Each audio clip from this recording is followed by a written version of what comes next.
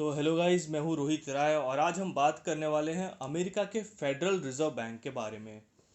Federal reserve bank 100 सालों से America economy का कॉर्नरस्टोन बन गया है, यानी फाउंडेशन या आधारशिला कह सकते हैं आप। फेडरल रिजर्व बैंक ही देख रेख करता है अमेरिका के फाइनेंशियल सिस्टम का, लेकिन इसका जो ट्रैक रिकॉर्ड है वो उतना सही नहीं है। और इससे भी बुरी बात तो ये है कि इसका जो स्ट्रक्चर है, इसकी जो संरचना है, वो इतनी यूनिक और जटिल है कि लोगों के लिए इसे समझना बहुत मुश्किल है। और यही कारण है कि लोगों में इसके बारे में कई अलग अलग धारणाएं हैं। जैसे कुछ लोगों का कहना है कि फेडरल रिजर्व बैंक रॉथस्चिल्ड फैमिली का है। अब रॉथस्चिल्ड फैमिली वर्ल्ड की रिचेस्ट फैमिली है, ऐसा कहा जाता है। अब आप में से कुछ लोग बोलेंगे कि फोर्ब्स जो लिस्ट रिलीज करता है वर्ल्ड रिचेस्ट फैमिली का, उनमें इनका नाम नहीं देखा कभी। तो आपको बता दूं कि एक तो उनकी फैमिली बहुत बड़ी है और दूसरा वो एक रॉयल फैमिली है जो कि अपना वेल्थ डिस्क्लोज नहीं करते हैं, इसलिए आपने फोर्ब्स के लिस्ट में नाम नहीं देखा होगा। तो कुछ अमेरिकन को लगता है कि फेडरल रिजर्व बैंक रॉथस्चिल्ड फैमिली का है और कुछ को लगता है कि फेडरल रिजर्व बैंक को कंट्रोल करते हैं लिजर्ड पीपल। अब जैसे हमारे यहाँ कुछ लोग विश्वास रखते हैं इच्छाधारी सांप पे, वैसे ही 4% अमेरिकन इच्छाधारी छिपकली पे विश्वास रखते हैं। तो उन्हें लगता है कि federal reserve bank lizard people control करते हैं।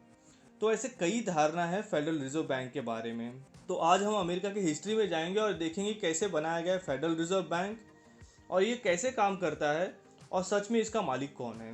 तो 19th सेंचुरी में अमेरिका एक टर्मोइल नेशन था, यानी अशांत राष्ट्र था, क्योंकि 1861 से 1865 में अमेरिका में सिविल वॉर हुआ था और ये वॉर काफ़ी विनाशकारी था। वॉर ख़त्म होने के बाद शांति के दौरान भी अमेरिका लगातार और गहरी आर्थिक मंदी से परेशान था। और इसका मेन रीज़न ये था कि अमेरिका में प्रॉपर फाइनेंशियल सिस्टम नहीं था। और इससे भी इम्पोर्टेंट बात ये थी कि अमेरिका के पास कोई सेंट्रल बैंक नहीं था जो उनके बुरे वक्त में उनकी मदद करे। और ये बात ध्यान देना कि सेंट्रल बैंकिंग कोई न्यू कॉन्सेप्ट नहीं था। 1609 में सबसे पहले डच लोगों ने नीदरलैंड में सेंट्रल बैंक स्टार्ट किया, जिसने नीदरलैंड की डूबती इकोनॉमी को ग्लोबल इकोनॉमी में बदल दिया। और नीदरलैंड के बाद 1694 में ब्रिटिश लोगों ने बैंक ऑफ इंग्लैंड बनाया, जिसने ब्रिटिश साम्राज्य को और मजबूत कर दिया। और उसके बाद अमेरिका में 2 बार कोशिश हुई सेंट्रल बैंक शुरू करने की। फर्स्ट 1791 से 1811 तक और सेकंड 1816 से 1836 तक। लेकिन दोनों ही बार सेंट्रल बैंक 20-20 साल से ज़्यादा नहीं चले, क्योंकि अमेरिकन लोग इसका विरोध कर रहे थे। उन्हें लग रहा था कि इसके वजह से लोकल बैंक की जो पावर है वो चली जाएगी।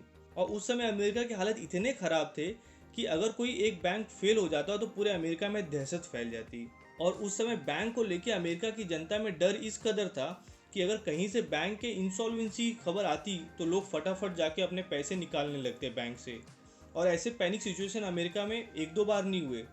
1857 में, 1857, 1873, 1884, 1893 और 1896 में हुए। और अमेरिकन बैंकर्स को एहसास हो गया था कि उनकी इंडस्ट्री कितनी बुरी तरह चल रही है। और 1906 में सैन फ्रांसिस्को में बहुत बड़ा भूकंप आया, जिसने 80% सैन फ्रांसिस्को को तबाह कर दिया।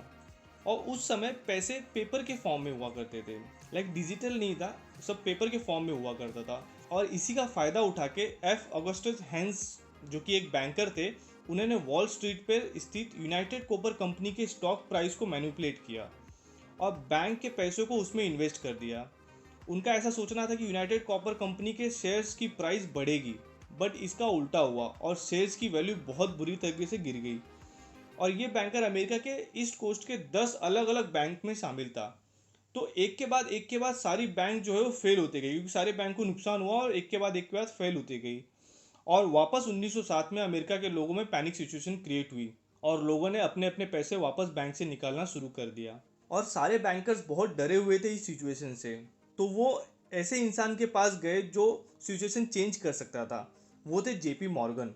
उस समय जेपी मॉर्गन किंग कहे जाते थे वॉल स्ट्रीट के, लेकिन वो अमेरिका के सबसे अमीर आदमी नहीं थे। उस समय सबसे अमीर आदमी थे अमेरिका के जॉन रॉकफेलर। लेकिन मॉर्गन वो इंसान थे, जब सिचुएशन खराब हो गई तो सबको लगा कि वो ही उसको बदल सकते हैं। अक्टूबर 1907 में मॉर्गन ने सारे बड़े बैंकर्स को अपने 23rd वॉल स्ट्रीट वाले ऑफिस में एकत्रित किया और मॉर्गन ने हेल्दी बैंक्स के बचाव के लिए अरेंजमेंट किया, जो कि बेकार की पैनिक की वजह से इंसॉल्वेंसी की कगार पर आ गई थी। और ये बात सबको क्लियर हो गई थी कि एक सेंट्रल बैंक होना चाहिए अमेरिका में। और 1908 में अमेरिका में कांग्रेस ने तुरंत एक कानून बनाया सेंट्रल बैंक बनाने के लिए। सेंट्रल बैंक बनाने के लिए सब राजी थे, लेकिन वो काम किस तरीके से करेगा उस पर काफ़ी लंबी बहस चली। किसी ने कहा कि सेंट्रल बैंक वॉशिंगटन और वॉल स्ट्रीट को ज़्यादा पावर देगी। कुछ का कहना था कि कहीं इसमें पॉलिटिक्स ना आ जाए। तो लोगों का कहना था कि सेंट्रल बैंक इंडिपेंडेंट होनी चाहिए। तो ये बहस लगभग 5 साल चली और फिर जाके ये कैसे काम करेगी वो फाइनली डिसाइड हुआ। और 23 दिसंबर 1913 में स्टार्ट हुआ the federal reserve bank, America का सेंट्रल बैंक। और ये बाकी सेंट्रल बैंक से अलग था क्योंकि ये एक सिंगल बैंक नहीं था, ये नेटवर्क था 12 रीजनल बैंक का, जैसे federal reserve bank of New York, federal reserve bank of San Francisco. तो ऐसे 12 अलग अलग रीजन में स्टार्ट हुआ ये फेडरल रिजर्व बैंक। और इन हर रीजनल बैंक्स को कंट्रोल करते हैं वहाँ के लोकल बैंकर और बिजनेसमैन। और इन पूरे 12 रीजनल बैंक को कंट्रोल करता है 7 लोगों की एक गवर्निंग बॉडी। और इन 7 लोगों को सेलेक्ट करते हैं अमेरिका के प्रेसिडेंट। 7 लोगों को सेलेक्ट तो प्रेसिडेंट ने किया, लेकिन प्रेसिडेंट अपनी पावर का मिसयूज ना करे इसलिए सीनेट कंफर्म करता है इन लोगों को। सीनेट को आप बोल सकते हो जैसे राज्यसभा। तो राज्यसभा कंफर्म करता है कि प्रेसिडेंट द्वारा वो सेलेक्टेड 7 लोग होने चाहिए या नहीं। और वो सेलेक्टेड लोग 14 साल तक मेंबर रहते हैं गवर्निंग बॉडी के। और सबसे यूनिक पार्ट है फेडरल रिजर्व बैंक का कि हर रीजनल फेडरल रिजर्व बैंक एक प्राइवेट कंपनी जैसा काम करता है। आपको एक्सप्लेन करता हूँ। अमेरिका में रूल है कि हर प्राइवेट बैंक अपने कैपिटल का 6% अमाउंट रीजनल बैंक में रखेगा और रीजनल बैंक बदले में प्राइवेट बैंक को उतने ही अमाउंट के शेयर्स इशू करता है।